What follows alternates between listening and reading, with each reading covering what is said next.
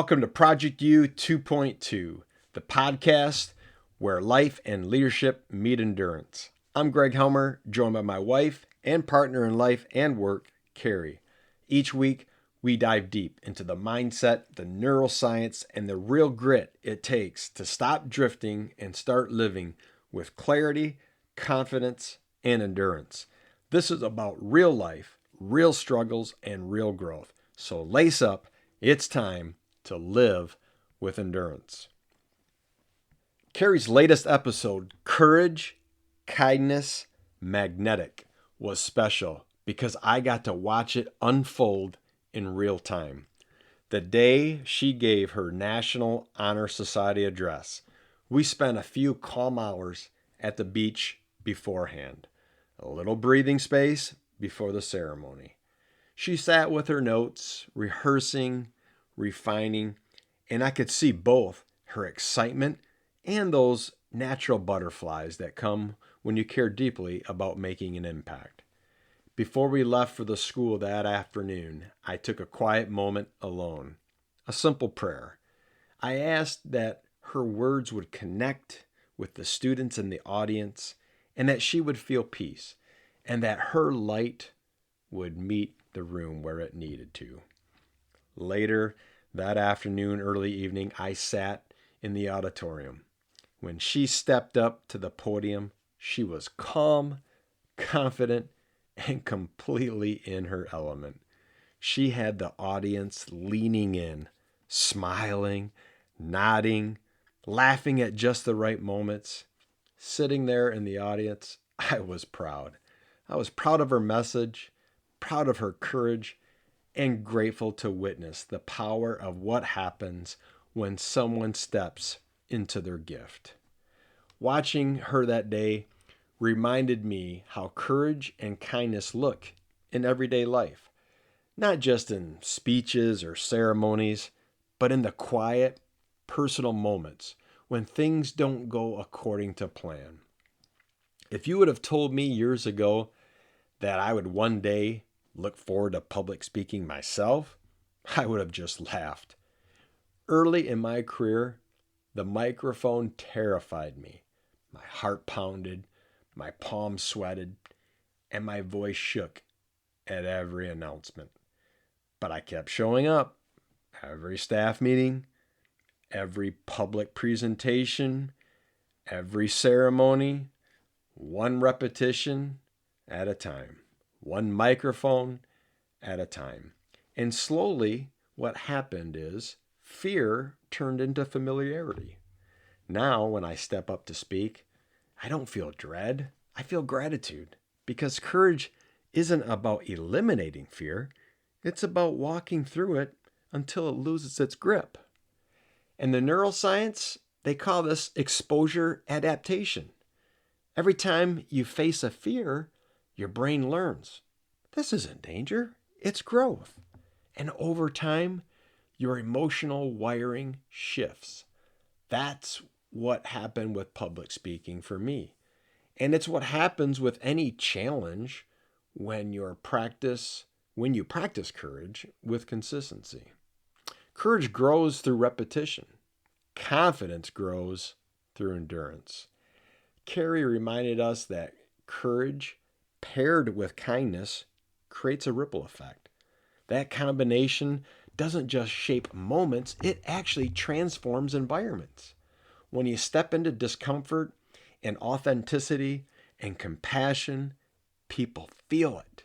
It's magnetic. It's the kind of energy that invites others to rise too. And that's what I saw in Carrie's message to that audience, to those students.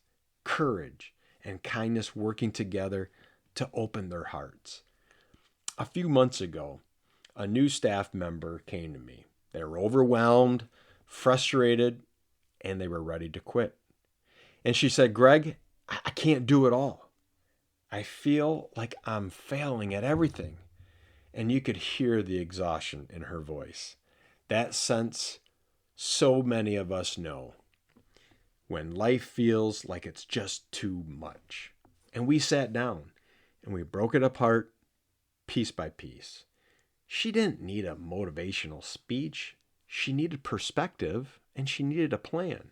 And so together, we made a list of everything weighing her down: the deadlines, the family commitments, and the guilt that she had carried from trying to be everything for everyone.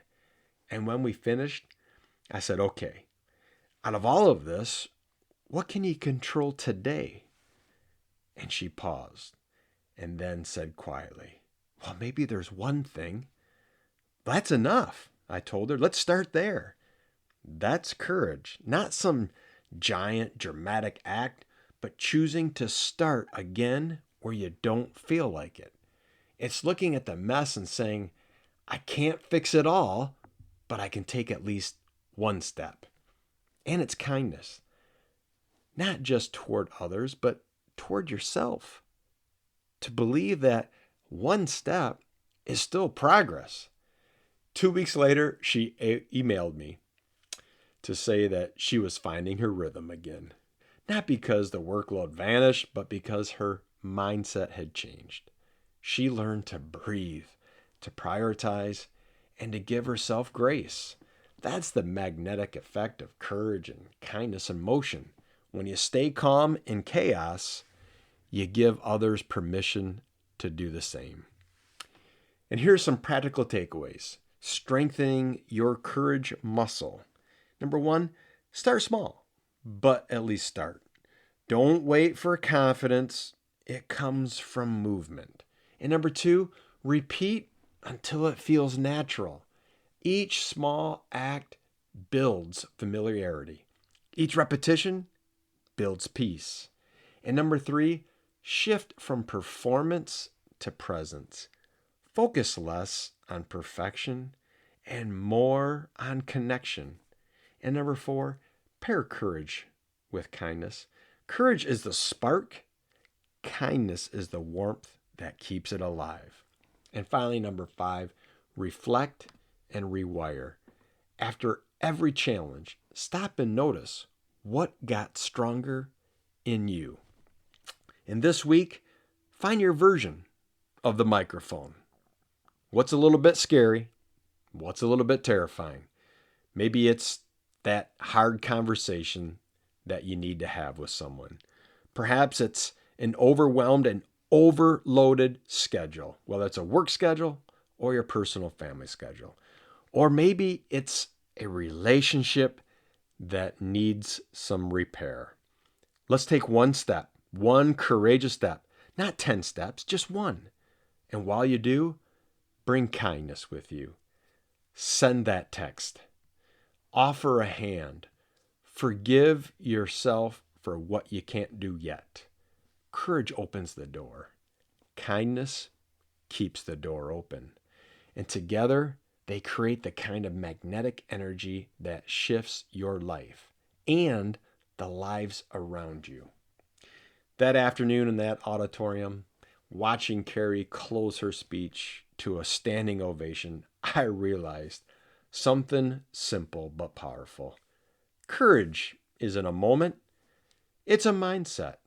And kindness isn't weakness, it's strength refined through compassion. So wherever you are this week, classroom, in the office, a kitchen, or the middle of your own chaos, lead and live with courage, extend some kindness, and trust that your energy will ripple farther than you'll ever see. This has been Project U 2.2, where we don't quit, we don't coast, and we don't surrender. If today's message inspired you, share it with someone who's ready to take their next brave step. And don't forget, every Wednesday at 6:22 a.m., Carrie brings her powerful perspective for women, faith, and growth. Until next time, stay strong, stay real, and keep living with endurance. See you at 6:22.